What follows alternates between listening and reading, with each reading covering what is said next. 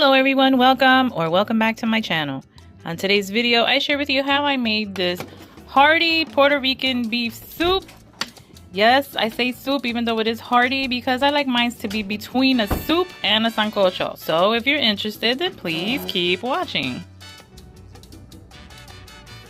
So I'm going to start off with about a tablespoon of my annatto seed oil. Next up I have here 1.5 pounds of chuck beef with bone. Just gonna stir fry it a little bit here in the oil in the pot. Y'all already know, for those of you that have been here before, I like to stir fry my meat before adding all the other ingredients. Just brown it, so to speak, so make sure that it seals in the juices. At least to me anyway, right? I did wash it because I do wash my meat, and then I just diced it up some because they were pretty big chunks. So they're like about 2 inches maybe now, except the one with the bone in. So now I'm just going to add water. I'm going to fill the pot halfway with the water. I'm going to add next a couple of bay leaves. Going to be adding some kosher salt,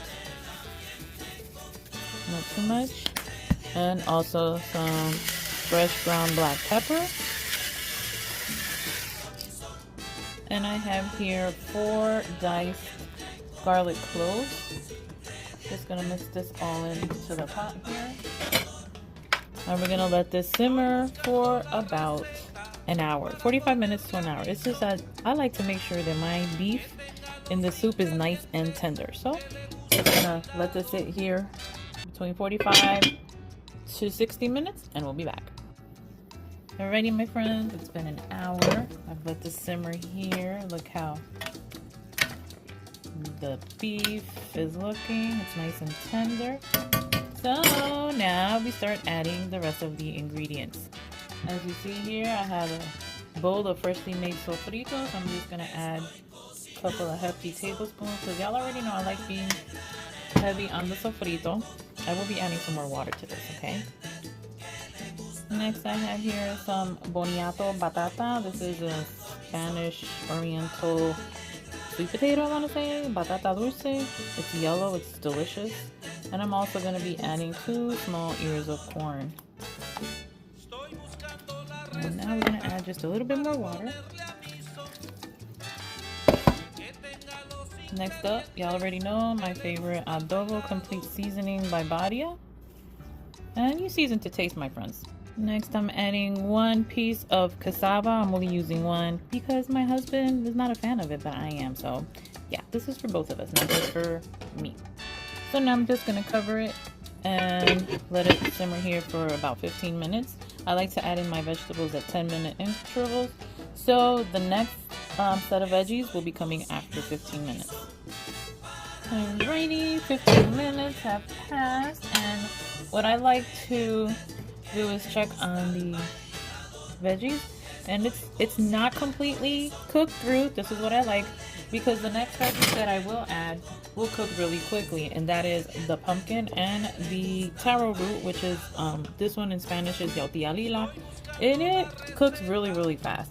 And this pumpkin, it's frozen because my dad for my birthday sent me a nice sized pumpkin from Puerto Rico, and I just chopped it up and put it in the freezer, and then I just added to whatever I'm cooking that I want to add some pumpkin to. So my friends, this will be done in about another 15-20 minutes. Now I have here frozen carrots. If you want to use fresh carrots, you can go ahead, by all means use that as well, but I'm just using what I have on hand. So let's just make sure that this is nice and covered in the broth. I want to taste it. Let's see how it is.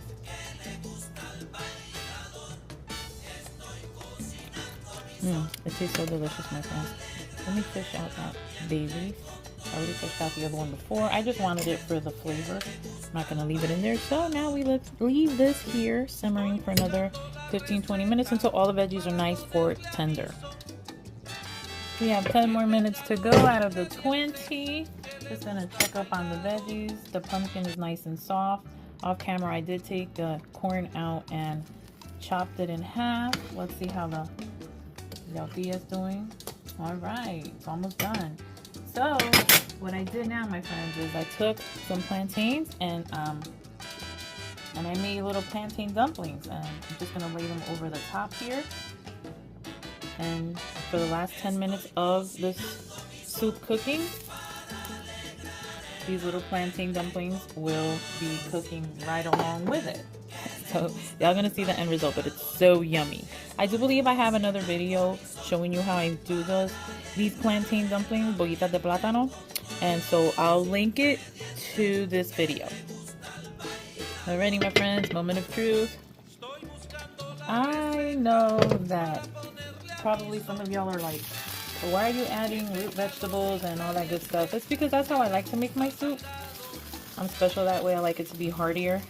Look at the dumplings, how cute they turned out. Okay, so let's plate this and try it. Yummy, yummy. Yummy, yummy. Try to get a piece of everything in here. There's pumpkin. Look at the beef. Look at the beef. Now, yeah, let's just try this puppy. It looks really yummy, doesn't it? Alright, my friends, I'm gonna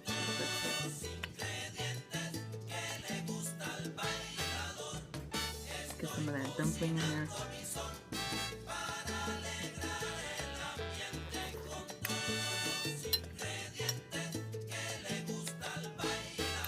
Yummy, yummy. Now let's try that meat.